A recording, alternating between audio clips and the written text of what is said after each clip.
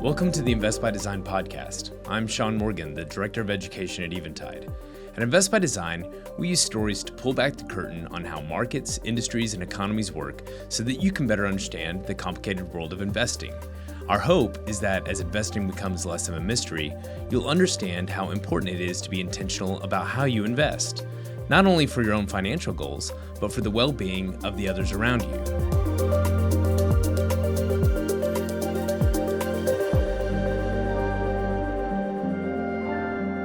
It's easy sometimes to get caught up in the headiness of the day and forget about some of the risks and challenges here. And even if AGIs, the artificial generalized intelligence, is a long ways away, large language models are concerning. And that's partly because language is so bound up with being a human, right? And to master language is to have a significant power over humanity. In Plato's book, The Phaedrus, he tells a myth about a god named Thoth. Thoth was credited with discovering a lot of great things like numbers, geometry, and astronomy. But his favorite discovery was writing words. He wanted to share his discoveries with all of Egypt, but in order to do that, he had to convince the king of Egypt that his discoveries would be good for the Egyptians. So he presented each discovery and made a case for why they'd make society better. When he presented writing, he claimed that it would help people become wise and help them with memorization. But the king disagreed. He believed that writing would ultimately harm society because people would rely too much on the written word, causing their memory to atrophy, and he believed it would give them the appearance of wisdom without actually learning. With each new technology comes a lot of promise, but also a lot of concerns. Artificial intelligence definitely has both. In this episode, we are airing a recording of Eventide's Co-CIO, Dr. Finny Kuruvilla, on his most recent CIO Update webinar. He spent the second half of the webinar discussing artificial intelligence, but specifically, he explains how large language models, which is one type of artificial intelligence, work. AI, what is it? So I made my own definition here that I think is close to how a lot of computer scientists would even define it, but it's simply the ability for computers to do tasks that are seemingly human. Okay, there's an intelligence, there's an awareness, there's an ability that it seems like the computer is functioning like a human. Some of the examples are understanding language, playing chess, making decisions, expressing creativity, like writing a poem or composing some music, carrying on a conversation. These would all be different examples of AI. And I did a call in, I think it was the first quarter call on covering ChatGPT. And of course, ChatGPT has really captured the public's imagination because of how well it interacts with humans. And you can use this to write a poem from a toaster to a refrigerator. You can use it to write an essay on the history of the French Revolution. You can then ask it to compose it in the language of Shakespeare, and it'll do that. It's just amazing. And there's this sense of awe that people have with ChatGPT that has sparked a lot of imagination and moved a lot of funding in the direction of AI.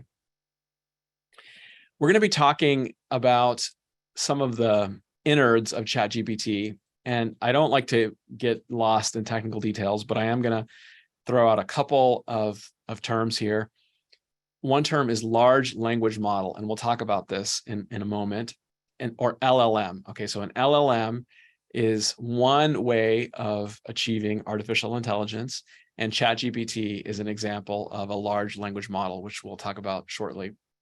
Before we get into ChatGPT and AI from an investor perspective, I'm going to first introduce something that I think we all know, and it illustrates how already we've been using forms of AI in maybe more quieter, humbler ways. So this is an example of an email that I got from my colleague here at Eventide, Robin, and we were talking about a particular task, and he wrote me and said, thanks, Vinny. Yeah, it'll be difficult without a hands-on manager, Robin. And then there are these little blue buttons here on the bottom that Gmail makes suggestions. And you can click on one of these 3 buttons and it'll type it in for you. And so with 2 clicks, say agreed and send, you're done, right? And what it's doing is it's reading your email and it's trying to guess based on some keywords and some AI and algorithms that are embedded inside of Gmail, how a typical response might be. And of course, they're very short responses, but this is something that at first when this popped up, I thought, whoa, that's kind of weird. Gmail is reading my emails, and now I've sort of gotten used to it, and I use these auto responses a lot. This is a simple form of AI that has been there for several years. What has happened is this type of scaling has grown many, many log-fold higher. Every log is 10, a power of 10. And what I want to introduce is the basics of what an LLM represents. And it's actually at its core a very simple concept. So what an LLM or large language model does is it reads text, and it reads lots and lots of text. And it figures out the structure of a language based on probabilities. Okay, so if we consider the sentence here, the car drove into the blank. Okay, so after reading lots and lots of text, the LLM figures out that 70% of the time, the next part of the sentence is going to say drive. And then from there, 60% of the time it's going to say driveway. And then 40% it'll say drive through. Okay, so it just built out this probability tree here. 30% of the time it'll say parking, and then 80% lot, or 20% garage. Okay, so you can read lots and lots of language and annotate it in this sort of way. This is a very fundamental operation that LLMs are doing, using probability and statistics just to figure out what's going to be most common to come next. Okay, so what an LLM then does is it cranks across unbelievably large amounts of text. Okay, so when I say large, I mean like all of Wikipedia, everything I can find on PubMed, which is where the world of biology and medical research lives. It will go through news websites. It will go through just huge amounts of data here and read it and figure out the structure of the English language and all this content that it's linking up using these probability algorithms. Well, now when someone asks a question, the Trevi fountain is in the center of, well, using this language model, it's gonna predict that the answer is Rome, is where this Trevi fountain is in the center of, which is correct, not Buenos Aires at a 0.1% rate. And so you can get this appearance of intelligence simply by taking this probability distribution of what comes next and decorating that with some algorithms to seemingly give the ability to comprehend English. Now, what I want you to do is I want you to think of an LLM as a glorified autocomplete function. Okay, so now, again, most of us will type in some sentence in Word or Gmail or what have you, and it often will recommend some kind of filler to the rest of the sentence based on what's typical there. An LLM, of course, has a lot of structure to it, but it's basically at its core this autocomplete function. Okay, so here would be an easy example. If I say, I'm making progress slowly, but, and if you're a native English speaker, of course, the next word that's going to pop into your mind is, but surely, right? We reflexively know that because we've been exposed to that expression so many times. And something as simple as autocomplete, when it's properly encoded in these transformers, can have this magical effect of seeming to understand English. I want to stress this point, though, that what it's doing is it's generating statistical estimates of what's most likely to come next. It's not based on reason or logic. It's based on statistics. Okay, so I'm going to show you how you can prove that and see that with ChatGPT. So yesterday I logged on to ChatGPT when I was preparing this talk, and I just gave it a softball. I said, what is 2 times 30? And ChatGPT responded to me with saying 2 times 30 equals 60. All right, that's good. What it's doing here, when it's answering 2 times 30, it's not using a calculator like we would take out a little pocket calculator or a calculator on your computer to calculate 2 times 30. It's searching all this text that it's got and looking for times that it's seen 2 times 30. And then most likely, based on what it's read, 2 times 30 equals 60. And so I just said, okay, well, if this is how ChatGPT is doing math, how can I make a mistake? Well, obviously, you just try to pick something that's probably it hasn't seen before. It doesn't have to be complicated math, but it's just something that it probably hasn't seen. So I just picked a couple random numbers here, and I typed in, what is 782 times 23 minus 12? I figured that's probably not something it's read a lot in all of the text that it's ingested. And so it said the answer was 17,986. I pulled out my calculator. It was wrong. It was actually my first try. I did it my first try, and it was able to produce a mistake from ChatGPT. The correct answer was actually 17,974. And so without hardly any effort, with pretty small numbers, it takes 5 seconds on a calculator, I got ChatGPT to make a mistake simply by realizing that it's just trying to fill in this autocomplete based on all the stuff that it's read online. I was kind of surprised it was that easy to get it to make a mistake. So I asked it again. You can actually ask the same question multiple times. So I asked it again, same exact question, and ChatGPT came to me and said, my apologies for the confusion in my previous response. The correct answer to the arithmetic expression is 17,966, which is still wrong. It's still the same answer, of course, 17,974. And I kept asking it again and again and never got it right. It was just, it gave slightly different answers, but it couldn't get it correct. And so, wow, like so simple, right? And it goes to show what is going on with this LLM, this autocomplete style function. And what this also means, if you think about it, is you can exploit this to show that it's just using statistics, and it's going to make errors that are logically just ridiculous. So I asked ChatGPT also yesterday, what is the world record for crossing the English Channel on foot? Of course, the English Channel is 150 miles wide of ocean between England and France. The question doesn't even make sense. But it answered here, as of this update, the world record for crossing was held by Lewis Pugh, a British endurance swimmer and environmental activist. And, so it's answering this with a swimming record, and it didn't really catch the fact that I was asking the question about on foot. Obviously, no human can walk 150 miles on the ocean on foot. So again, by trying to do this autocomplete style, it's not that hard to make ChatGPT make mistakes.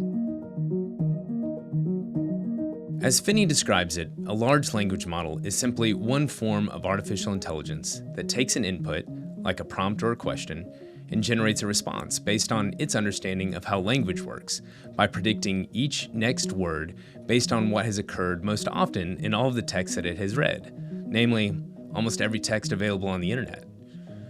People have found many ways that this can be useful, but it can also be problematic when we forget that its objective isn't truth, it's simply likelihood.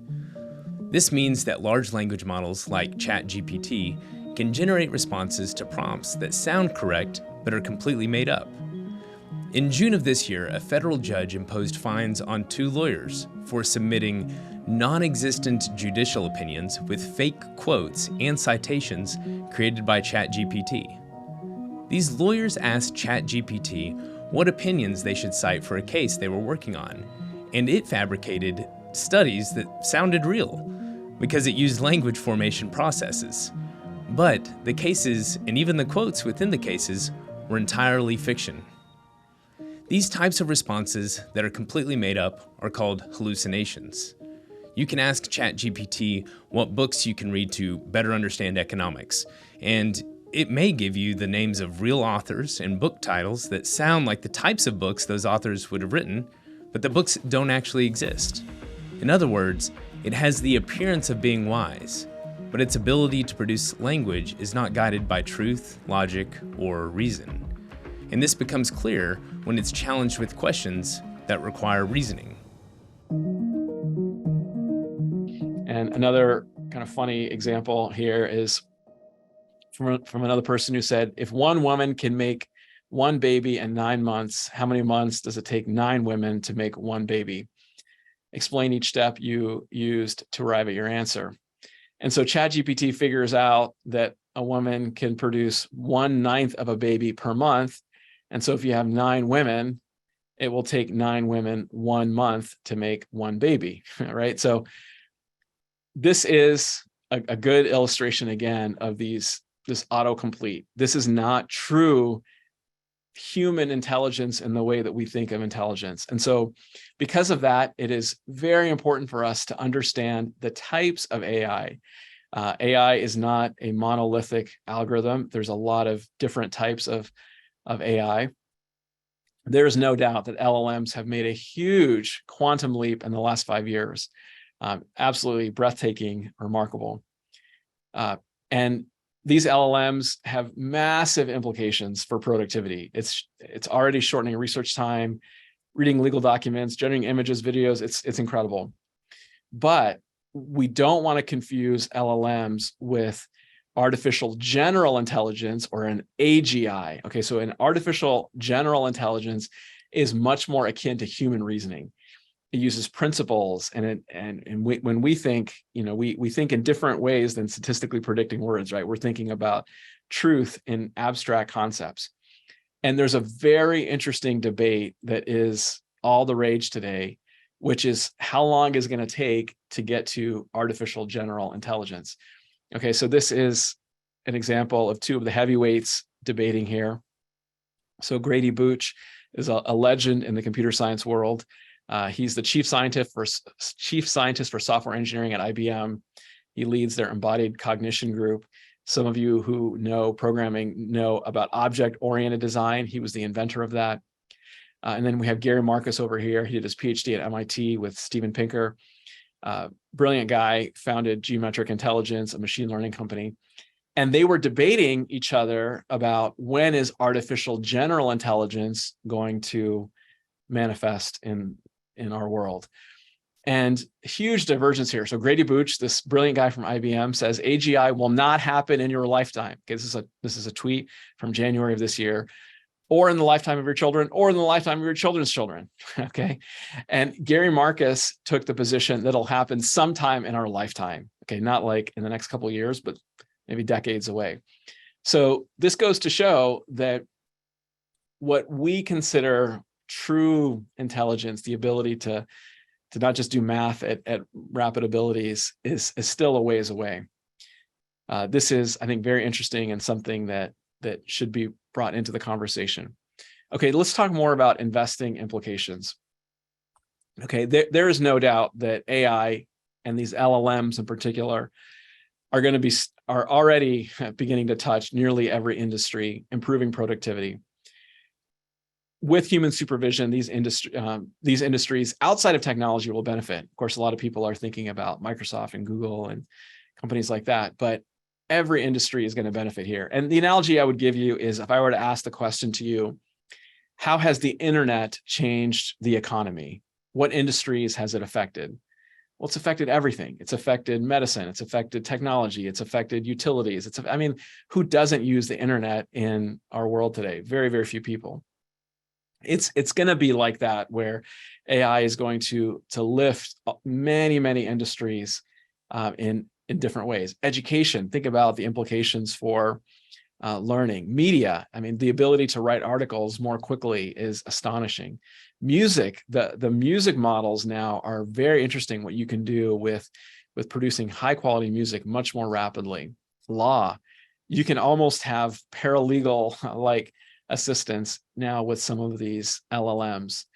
Defense, imagine the power of using facial recognition and spatial recognition more powerfully. Utilities are going to be having to provide a lot more energy to these server farms because these are so intense. And of course, utilities themselves are going to be using AI. Medicine, I have been saying for probably at least 10 years that the computers will beat doctors in terms of diagnosing diseases. Somebody's going to come up to a computer and say, this is my symptom, these are my vital signs, and it's going to give you, the computer will give you a more accurate list of what you have than even a very well-trained physician. That's just around the corner. I think we're not far from that at all. Goldman Sachs has estimated that AI-induced productivity across the whole economy will be about 1.5% per year over the next 10 years. So a general uplift across many industries. This involves massive amounts of data. It's hard to even comprehend how big the data is. I remember some of the first hard drives that I had when I was a young and in the 80s, where they were 30 megabyte drives. Now the data that we have is a yottabyte.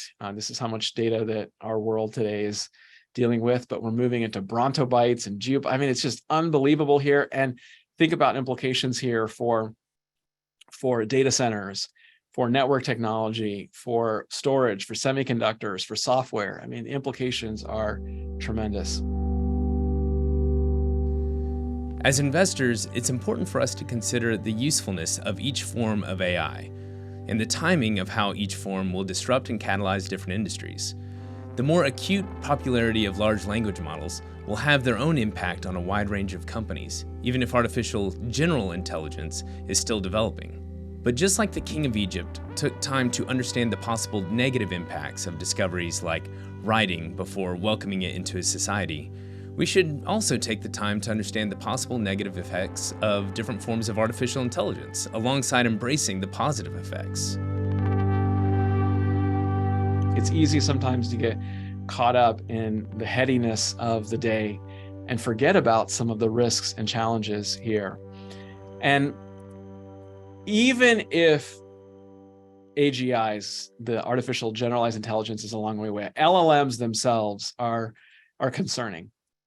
And that's partly because language is so bound up with being a human, right? And to master language is to have a significant power over humanity.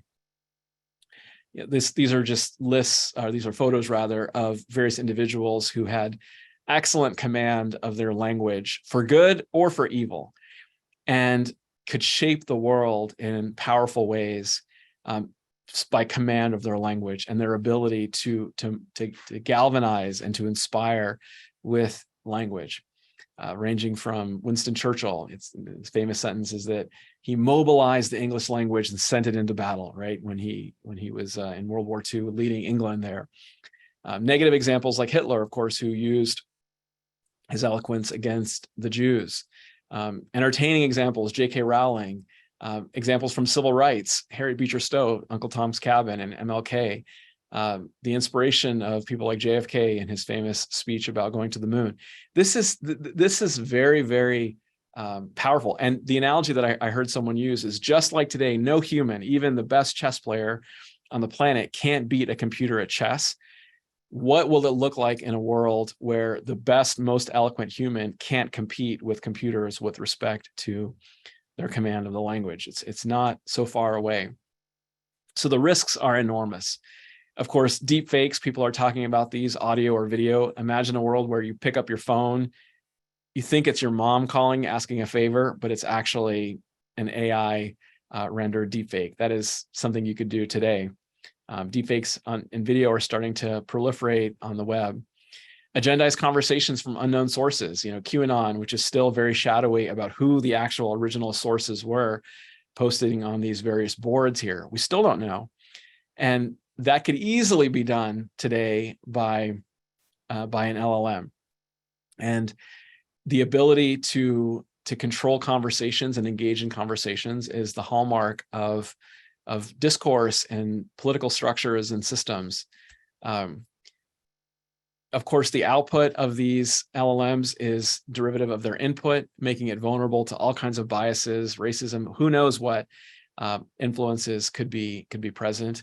Think of how much easier it'll be to scam somebody. And we're not far away from the 2024 election. What role will AI play there? A little bit of the taste of the power of AI, I think, has come from social media. Social media has shaped our world in very powerful ways. Social media is thought to have played some kind of a role in the 2020 election, but certainly it's played a huge role in terms of consuming the affections and shaping the affections of the world as a whole. Again, I think it is naive to believe that this will not be the case with AI, but on a more sophisticated scale. This was an article I read last year. This was from April of 2022 about a man in Japan who married a fictional character. He married a hologram. And it sounds bizarre when you hear about it. They actually had a marriage ceremony. But when you read the article, you realize there's thousands of people in Japan that are in these relationships, many of them married to fictional characters. And he says, this character doesn't bother me when I'm tired. She's always pleasant. She doesn't get sick.